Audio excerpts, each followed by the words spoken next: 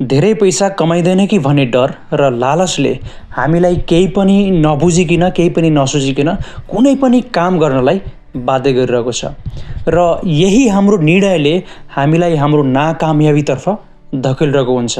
यदि हामीलाई एउटा ठुलो बिल्डिङ या भवन निर्माण गर्नु छ भने त्यसको निम्ति पहिला हामीले एउटा ठुलो जग र गहिरो जग निर्माण गर्नु अति नै जरुरी हुन्छ।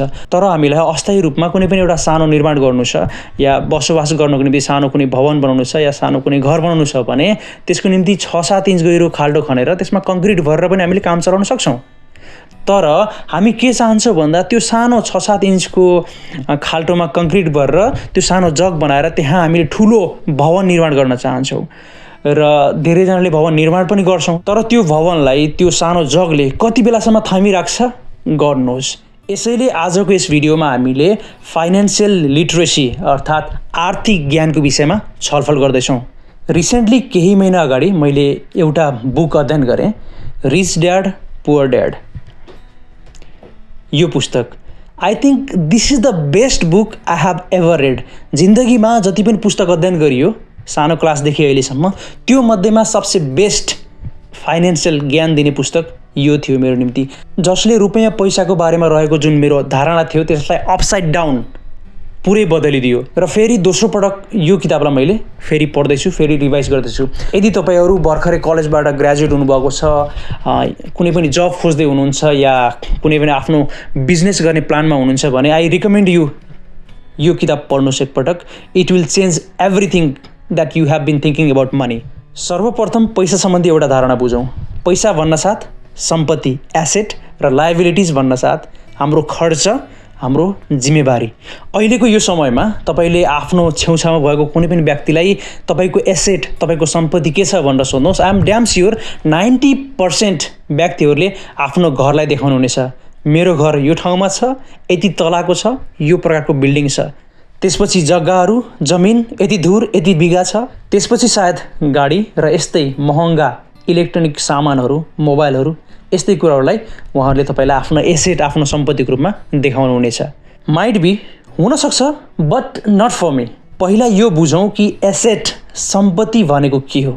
कुनै पनि कुरा जुन कुराले हाम्रो आर्थिक अवस्था सुधार गर्छ या साधारण भाषामा कुनै पनि कुरा जुन कुराले हामीलाई पैसा कमाएर दिन्छ त्यो हाम्रो एसेट, हाम्रो सम्पत्ति हो। Keep this in mind. अब यो कुरा ध्यानमा राखेर सोच्नुहोस्, यदि हाम्रो घर छ जसलाई हामीले लाखौँ करोडौँ खर्च गरेर बनायो महल, सुन्दा पनि मजा आउँछ नि होइन। यदि त्यो घरले हामीलाई पैसा कमाएर दिन्छ भने अर्थात् त्यो घरलाई हामीले भाडामा लगायौँ र मासिक रूपमा त्यो घरबाट हामीलाई, त्यो भाडाबाट हामीलाई पैसा मिलिरहेको छ भने त्यो घर हाम्रो निम्ति एसेट हो, त्यो घर हाम्रो निम्ति सम्पत्ति हो, होइन भने लायबिलिटिज, खर्च, जिम्मेवारी। लाखौँ करोडौँ खर्च गरेर बनाएको त्यो घर, अब त्यसलाई चाहिने फर्निचर, त्यसमा चाहिने सामानहरू, त्यसलाई रिनोभेट गर्नुपर्ने, मर्मत गर्नुपर्ने, घरको ट्याक्स, यदि त्यो घर हामीले ब्याङ्कबाट लोन लिएर बनाएका छौँ भने ब्याङ्कको किस्ता र यस्तै विभिन्न कुराहरू। यस्तो घरले हाम्रो आर्थिक अवस्था सुधार गर्दैन, हाम्रो आर्थिक वृद्धि गर्दैन, बरु हामीलाई एउटा यस्तो जिम्मेवारीमा बाँधेर राख्छ, हाम्रो फाइनेन्सियल फ्रिडमलाई नै कैद गरिदिन्छ। यही कारणले हामीले केही पनि नसोचिकन, केही पनि नबुझिकन कुनै पनि काम गर्न हामी बाध्य हुन्छौँ, किनकि किस्ता त तिर्नु नै छ, घर त्यो बनाइयो त्यसलाई मेन्टेन त गर्नु नै छ। त्यस्तै गाडीहरू, यदि त्यो गाडी हामीले पर्सनल युजको लागि मात्र युज गर्दैछौँ भने त्यसमा लाग्ने petrol, diesel, maintenance, service charge सबै लायबिलिटिज, खर्चहरू मात्रै। तर अहिले हाम्रो देशमा विभिन्न ठाउँमा पाउँछौँ अहिले हामी पठाओ सर्भिस। यदि तपाईँले बाइक लिनुभयो र त्यो बाइकलाई तपाईँले पर्सनल युजको साथसाथमा पठाओमा काम गरेर तपाईँले पैसा कमाउनुहुन्छ त्यो बाइकबाट भने त्यो बाइक तपाईँको निम्ति एसेट हो, तपाईँको निम्ति त्यो सम्पत्ति हो। र यस्तै taxi, rickshaw, auto, truck, bus, anything that has ability to earn money for us, that is our asset, त्यो हाम्रो सम्पत्ति हो। अब हाम्रा महँगा इलेक्ट्रोनिक आइटमहरू, जुठो स्याउ, एप्पल, आइफोन, जसलाई चाहिँ हाम्रो हातमा आउन साथ हामीलाई चाहिँ मिररको अगाडि उभिएर त्यसको लोगो देखाएर फोटो खिच्न मन लाग्छ, सो अफ गर्न मन लाग्छ। यस्ता कुनै पनि मोबाइलहरू जसको प्रयोग हामीले मात्र कल गर्नको निम्ति, फेसबुक चलाउनको निम्ति, टिकटक, युट्युब भिडियो हेर्नको निम्ति, गेम खेल्नको निम्ति मात्रै प्रयोग गरिरहेको छौँ भने यो हाम्रो सम्पत्ति होइन, यो हाम्रो एसेट होइन, यो हाम्रो लायबिलिटिज हो, जुन कुराले हामीलाई अझै कमजोर बनाउँदै लान्छ आर्थिक अवस्थामा। तर यदि तपाईलाई तपाईको मोबाइलले पैसा कमाएर दिन्छ भने त्यो तपाईको सम्पत्ति हो, एसेट हो। मोबाइलले कसरी पैसा कमाएर दिन्छ सोध्दै हुनुहुन्छ? There are many ways. जसले बुझ्न पर्ने थियो उहाँले बुझिसक्नुभयो मोबाइलले कसरी पैसा कमाउन सकिन्छ। अब हामी नेक्स्ट कन्सेप्ट बुझौँ, कसरी धनी व्यक्तिहरू अझ धेरै झन्झन धनी बन्दै जान्छन् र गरिब र मिडल क्लास व्यक्तिहरू अझै गरिब नै रहन्छन्। यसको निम्ति पहिला हामीले यो बुझौँ कि गरिब व्यक्तिले आफ्नो पैसा कहाँ र कसरी खर्च गर्छ, मिडल क्लासको व्यक्तिले कसरी खर्च गर्छ र धनी व्यक्तिले आफ्नो पैसा कहाँ र कसरी खर्च गर्छ। पहिला हामीले गरिबको इन्कम स्टेटमेन्ट हेरौँ, अर्थात् गरिबले कसरी पैसा कमाउँछ त्यो हेरौँ। गरिबले पैसा कमाउने एउटै माध्यम छ, त्यो हो जब, नोकरी गरेर या कसैकोमा काम गरेर उसको पैसा आउँछ। अब त्यो पैसा कहाँ खर्च गर्छ? आफ्नो घर भाडामा, खाना खर्चमा, लत्ता कपडा, एजुकेसन, यस्तै विभिन्न कुरामा खर्च गर्छ र त्यो पैसा सिद्धिन्छ। अब उसको ब्यालेन्स सिटमा के बच्छ? एसेट, सम्पत्तिमा के हुन्छ? केही पनि छैन। र लायबिलिटिज, खर्च, लोनहरू उसको केही पनि छैन। जे कमाउँछ त्यो खर्च गर्छ। That's all. यो हो गरिबको पैसा कमाउने र बचत गर्ने स्टाइल। अब मिडल क्लासका व्यक्तिहरू, मिडल क्लास भन्न साथ जसलाई चाहिँ भोलि के खाउँ भन्ने चिन्ता हुँदैन, त्यति धेरै टेन्सन हुँदैन कि म आज काम गरेन भने भोलि खान सक्दिनँ, त्यो खाले फिल छैन, किनकि तिनीहरूसँग अलिकति ब्याकअप छ। तर हामी मिडल क्लासहरूलाई एउटा रोग लागेको छ, त्यो हो सो अफ गर्ने रोग, देखाउनु पर्ने। हामीले ऋण लिएर भए पनि त्यो सामान किन्छौँ जुन सामानको हामीलाई कुनै जरुरत नै हुँदैन, र त्यो व्यक्तिलाई इम्प्रेस गर्नको निम्ति, त्यो व्यक्तिलाई देखाउनको निम्ति जुन व्यक्तिलाई हामीले मनै पराउँदैनौँ। What's going on here? अब हामी मिडल क्लासका व्यक्तिहरूको इन्कम सोर्स के हुन्छ? नर्मल्ली मिडल क्लासका व्यक्तिहरूसँग ओन बिजनेस हुँदैन। हामी पनि जबमा निर्भर हुन्छौँ, सानोतिनो कामहरूमा गर्छौँ, अनि त्यो कामबाट हामीले स्यालेरी पाउँछौँ। र त्यो स्यालेरी फर्स्टमा हामीले आउन साथ हाम्रो दिमागमा के आउँछ? हामीले जुन जुन लोन लिएका छौँ सो अफ गर्नको निम्ति, हामीलाई घर देखाउनु थियो होला, महँगो गाडी देखाउनु थियो होला, हामीलाई मोबाइल देखाउनु थियो होला, गरगहना देखाउनु थियो होला, anything that we need to show off, त्यो हामीले लिनको निम्ति जति लोन लिएका छौँ नि त्यो लोन हामीले फर्स्टमा पेमेन्ट गर्छौँ त्यो स्यालेरीबाट। त्यसपछि बचेको पैसाले हाम्रो घर खर्च चलाउन थाल्छौँ। यदि घर खर्च चलाउन पुगेन भने या कुनै पनि कुरामा फेरि सो अफ गर्न परेन भने हामीले फेरि ऋण लिन्छौँ। र यसरी नै फाइनेन्सियल लाइफ सर्कल मिडल क्लासको चलिरहेको छ। र अब हाम्रो मिडल क्लासको ब्यालेन्स सिटमा के बच्छ?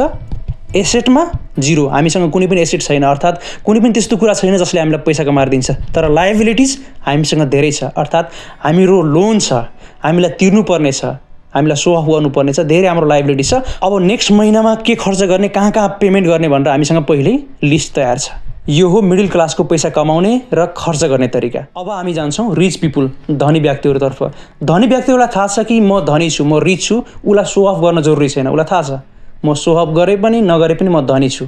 ओके, अब धनी व्यक्तिको इन्कमको सोर्सेसहरू जब हुँदैन, तिनीहरू चाहिँ जबबाट पैसा कमाएर चाहिँ धनी बनिरहेको हुँदैन। तिनीहरूसँग के हुन्छ? एसेटहरू हुन्छ, सम्पत्तिहरू हुन्छ। त्यो सम्पत्ति, जुन सम्पत्तिले उसलाई पैसा कमाएर फिर्ता दिन्छ। यदि तिनीहरूसँग घर छ भने त्यो घरलाई तिनीहरूले के गरिरहेको हुन्छ? भाडामा लगाएको हुन्छ, त्यताबाट पैसा आउँछ। गाडीहरू छ भने पनि त्यहाँबाट उनीहरूले पैसा कमाइरहेको हुन्छ। बिजनेस छ भने त्यहाँबाट तिनीहरूले पैसा कमाइरहेको हुन्छ। रियल एस्टेट, स्टक मार्केट, यस्तै विभिन्न कुराहरूबाट तिनीहरूको आम्दानी आइरहेको हुन्छ। अब त्यो आएको आम्दानी जो पैसा छ, फर्स्टमा के गर्छ तिनीहरूले? फेरि एसेट नै किन्छ। जुन एसेट सम्पत्तिबाट तिनीहरूलाई पैसा आयो, इन्कम आयो, त्यो एसेटको आधा भाग 50% फेरि तिनीहरूले एसेटमै लगाउँछ। अर्थात् तिनीहरूसँग एउटा गाडी छ, गाडीबाट मासिक 1 लाख रुपियाँ पैसा आयो भने 50,000 छुट्याएर राख्छ ताकि फेरि अर्को गाडी लिन सकोस् र त्यो गाडीलाई फेरि भाडामा लगाएर त्यसबाट फेरि पैसा आओस्। जुन कुराले पैसा कमाएर दिन्छ त्यही कुरा धनी व्यक्तिले किन्छ र फेरि त्यो किनेको सम्पत्तिले, त्यो एसेटले फेरि तिनीहरूलाई फिर्ता पैसा कमाएर दिन्छ। त्यसपछि बचेको जुन एमाउन्ट छ, रकमले चाहिँ आफ्नो घर खर्च चलाउँछ। अब धनी व्यक्तिको ब्यालेन्स सिट हेरौँ। ब्यालेन्स सिटमा हामी के पाउँछौँ? एसेटहरू धेरै पाउँछौँ, सम्पत्ति धेरै पाउँछौँ, अर्थात् बिजनेस जहाँबाट उनीहरूलाई पैसा आउँछ। घर भाडामा लगाएको छ, त्यहाँबाट पनि तिनीहरूलाई पैसा आउँछ। गाडीहरू छ, त्यसबाट पनि तिनीहरूलाई पैसा आउँछ। उनीहरूको ब्यालेन्स सिटमा हामीले सम्पत्ति, एसेटहरू बढी पाउँछौँ, जो एसेटले उनीहरूलाई फेरि फिर्ता पैसा कमाएर दिन्छ। अब हामी लायबिलिटिज, खर्चतर्फ के पाउँछौँ? कस्टमरहरूलाई, क्लाइन्टहरूलाई तिर्न पर्ने पैसा हुनसक्छ, लोन हुनसक्छ, या क्रेडिट कार्डहरू हुनसक्छ। Let's summarise it. यसलाई समराइज गरेर हेरौँ। धनी व्यक्तिले जुन इन्कम आउँछ, जुन पैसाको सोर्स आउँछ, त्यो पैसाले फेरि पैसा किन्छ, अर्थात् एसेट किन्छ, जुन एसेटले, जुन सम्पत्तिले उनलाई फेरि पैसा कमाएर वापस दिन्छ। मिडल क्लासको व्यक्तिहरूमा पैसा आउँछ, पैसा नआउने होइन, जबबाट या कुनै पनि कामबाट पैसा आउँछ, तर त्यो पैसा सो अफ गर्नको निम्ति या लायबिलिटिज जिम्मेवारीहरूतर्फ उसले खर्च गर्छ अननेसेसरी कुराहरूमा।